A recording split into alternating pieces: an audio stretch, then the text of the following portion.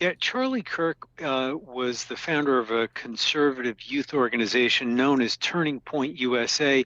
And Kirk was somebody who had made the rounds on college campuses trying to drum up support for the brand of politics that President Trump and his MAGA movement have espoused over the past decade or so. And he has done so through an active social media presence, and he had done so also through this engagement with young people, but especially on college campuses, such as the one he was visiting today in Utah when he was shot.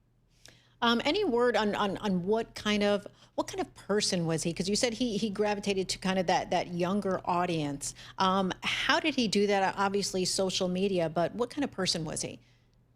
Well, to describe him as a person, he really had as I said, embraced the MAGA movement of the president. Lighter regulation. He had leaned in heavily on social issues.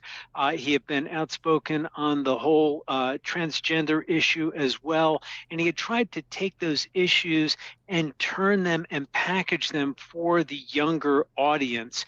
And it was something that was used to effect during the last election, during the presidential campaign. And he was able to drum up support and generate appeal for President Trump during his attempt to regain the White House, and was successful in doing so.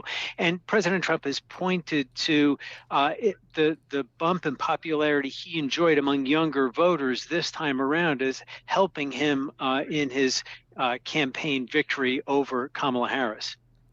Talk to us about Turning Points USA, his company, and what that was and what its mission was.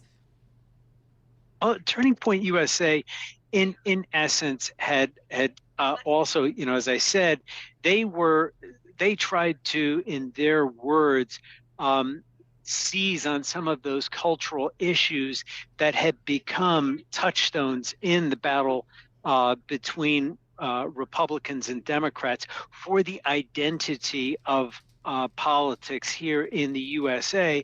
And that was something that they thought was a way to cut through some of what they saw as the fog on policymaking and really make it about binary issues on what they saw as family questions, what they saw as gender identity questions, and what they saw as, and they also seized upon questions about diversity, equity, and inclusion, saying that those efforts had gone overboard in their view, and they made that part of their campaign as well. And it was a point of view that the president and many of his allies had embraced, and it really, they really served each other's points of view, quite forcefully and vocally online, but then also in person at these kinds of events.